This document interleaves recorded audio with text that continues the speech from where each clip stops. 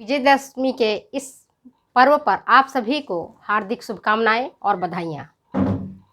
मैं माता जानकी प्रभु श्री राम को प्रणाम करते हुए आज के इस वीडियो को प्रारंभ करती हूँ। बच्चों, आप लोगों ने मुझसे कहा था मैडम होम मैनेजमेंट पढ़ा दीजिए, होम मैनेजमेंट पढ़ा दीजिए। भाई बच्चे, मेरे पास भी समय कम है, तो आपकी डिमांड को जहाँ तक हो सकता है मैं पूरा करने की कोशिश करती हूँ। तो आज का जो मेरा ये टॉपिक है वो है पुष्प सज्जा। इम्पॉर्टेंट है, इससे अक्सर क्वेश्चंस आते हैं। चाहे आप यूजी का परीक्षा दे रहे हो, पीजी का दे रहे हो, नेट का दे रहे हैं, सेट का दे रहे हैं, जीआईसी दे रहे हो, कोई सा भी परीक्षा दोगे आपको फ्लावर डेकोरेशन पर तो क्वेश्चंस आते ही आते हैं। तो हम ये देखते हैं कि पुष्प है क्या। आप सब देखे हो फूलों, प्रकृति हमारी, जब बसंत का मौसम आता है तो प्रकृति हमारी फूलों से लद जाती है। कितना सुंदर दृश्य होता है उस समय जब हरी भरी क्यारियों के बीच में रंग बिरंगे फूल खिले होते हैं। तब हमारे भीतर मन मयूर नाच उठता है। लगता है इन फूलों की, इन कलियों को निहारते रहें, इनके सुगंध में से सुवासित होते रहें और इनको ग्रहण करते रहें। उस समय हमारी नाक की जो है ना, क्या कहते, द्वार फैल जाता है और लगता है कि मैं और आप सब सुगंधित फूलों का पान करते रहें, सुगंधित फूलों को हम देखते रहें और उससे अपने हृदय के भीतर, अपने मन मस्तिष्क के भीतर उसको बसाए रखें। तो चलो आज हम पुष्प सज्जा पर ही चर्चा करते हैं। पुष्प होता है हमारा प्रेम का प्रतीक। वैलेंटाइन डे देखते हो, जानते हो ना आप लोग, देखे हो, सुने हो, वैलेंटाइन डे। पुष्प प्रेम का प्रतीक होता है और हमारे हिंदू समाज में भी आप देखते हो, शादी विवाह के अवसर पर वरमाला पुष्प का ही डाला जाता है ना। लड़के माने जो वधू है वर को और वर वधू को पुष्प हार पहना करके उनका स्वागत करते हैं। प्रेम का प्रतीक है। फूल हमारा सुख का प्रतीक है। खुशी मिलती है, सुख मिलता है। कोई सा भी आप दफ्तर देखो,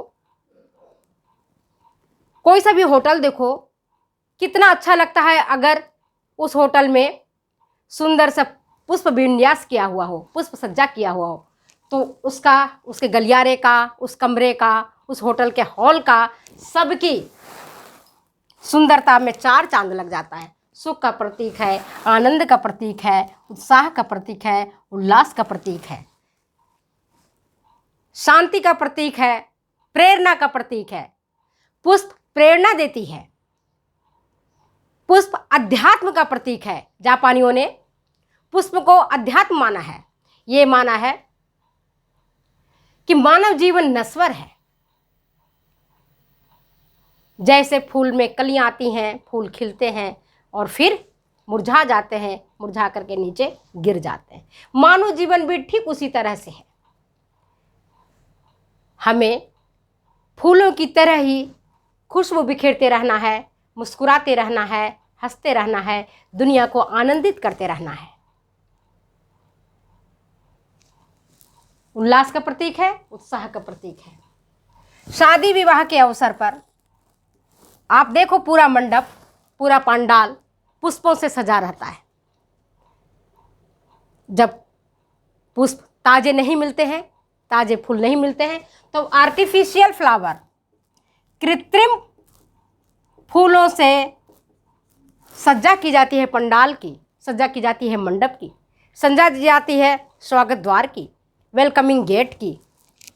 पूजा पाठ पुष्प के बिना अधूरा है। कोई सा भी पूजा करो आप, चाहे माता लक्ष्मी का करो, माता दुर्गा का करो, भगवान शंकर का करो, विष्णु का करो, सभी पूजा पाठ में पुष्प का उपयोग किया जाता है। मृत्यु में, यहाँ तक कि व्यक्ति जब मर जाता है, स्मशान घाट जाता है व्यक्ति, तब पर भी पुष्पों से उसकी श्रद्धांजलि की जाती है। तब भी पुष्प उस पर चढ़ाए जाते हैं, श्रद्धा सुमन अर्पित की जाती है और सम्मान समारोह जब कभी भी कोई का सम्मान समारोह किया जाता है, जब आप ऑफिस में जाते हैं, आपके यहाँ नए टीचर आते हैं, नए प्रिंसिपल आते हैं, नए ऑफिसर आते हैं, तो आप उनका सम्मान गुलदस्ता भेंट करके या माल्यार्पण करके करते हैं। तो पुष्प हमारे जीवन का एक अत्यंत हिस्सा है, एक अत्यंत महत्वपूर्ण हिस्सा है, जिससे हमें सुख मिलता है, आनंद मिलता है, उत्साह मिलता है, उल्लास मिलता है और हमें जीवन मिलता है। यह हमें जीवन की पुष्प कला सिखा के जाता है कि जितने क्षण के लिए रहो उतना क्षण मुस्कुराते रहो, उतना क्षण सुगंध बिखेरते रहो, उतना क्षण लोगों को आनंदित करते रहो, उतना क्षण उत्साह उल्लास देते रहो। क्या पता कल जीवन का हम रहें या नहीं रहें, लेकिन पुष्प हमें ये बातें कह के जाती हैं, पुष्प हमें ये बातें बता करके जाती हैं कि आप हमारी तरह खिलो, हमारी तरह दुनिया को सुगंधित करो, हमारी तरह दुनिया को बताओ। और फिर शरीर तो नश्वर है, हम मिट्टी में मिलेंगे ही, आप भी मिलोगे, हम भी मिलेंगे, तो क्यों नहीं हम फूलों की तरह हंसते रहे, मुस्कुराते रहे, क्यों अपनी आंसू को बहाते रहे, अपने दुखड़ों को रोते रहे। गुलाब भी तो कहता है, देखो मैं कांटों में रह करके खिलता हूँ, देखो मैं कांटों में रह करके खिलता हूँ, क्या मेरे जीवन में कठिनाई नहीं है? लेकिन मैं कांटों की परवाह नहीं करके फिर आप लोगों को सुंदर सुंदर खिल करके खुशबू बिखेरता हूँ, सुंदर फूल अर्पित करता हूँ। गुलाब के पास भी कांटे हैं। तो चलिए, अगर इतिहास हम देखते हैं पुष्प सज्जा का, तो हम पाते हैं कि रामायण में, महाभारत में भी पुष्प सज्जा का उल्लेख मिलता है। आदिवासी औरतें आप देखते हो ना, आज भी अपने केसों की सज्जा, अपने कानों की सज्जा, अपने नाक की सज्जा, एवं कमर में जो कमरबंद लगाए जाते हैं, हाथों में बाजूबंद लगाए जाते हैं, कलाइयों में, सब में पुष्प की वो सज्जा करके अपने शरीर को सुशोभित करती हैं, अपने घर को सुशोभित करती हैं। अगर हिस्ट्री में आप प्रश्न पूछा जाए किस शताब्दी से पुष्प सज्जा का उल्लेख मिलता है, आंसर आपका होगा 6ठी शताब्दी से।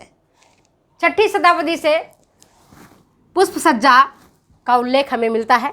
यूँ तो बहुत प्राचीन है। चीनियों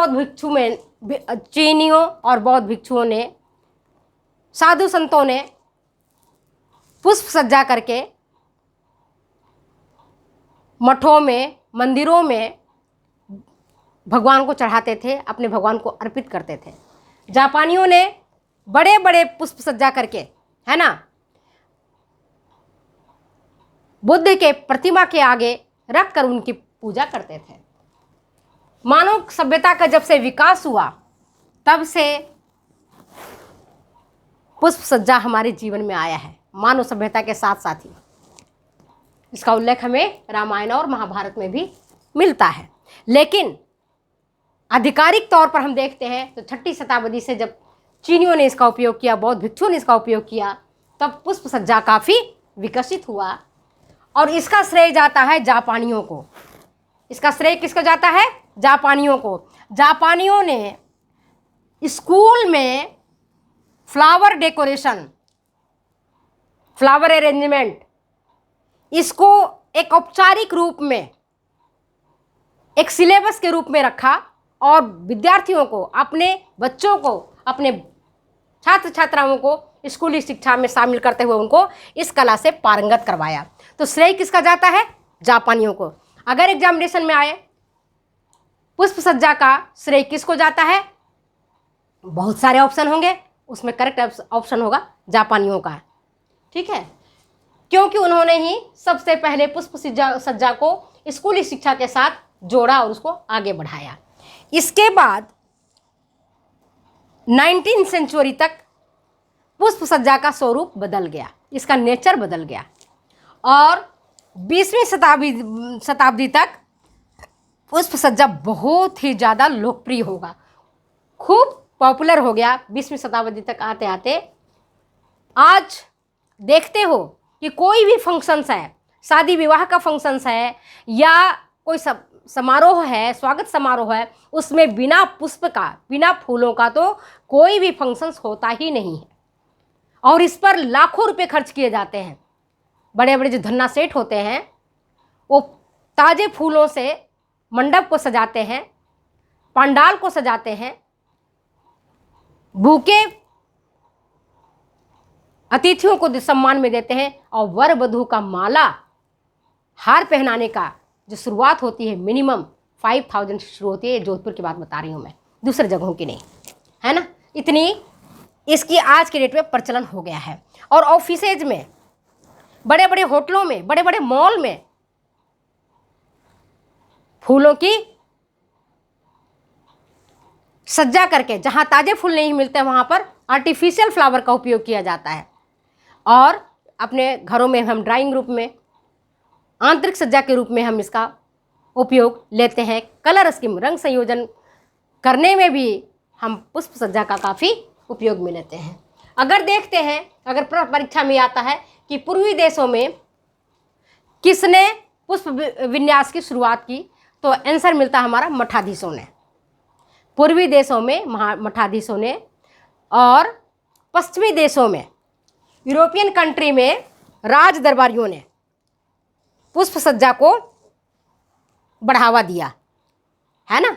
पूर्वी देशों में किसने? मठाधीशों ने, पुजारी ने, मंदिर के पुजारियों ने।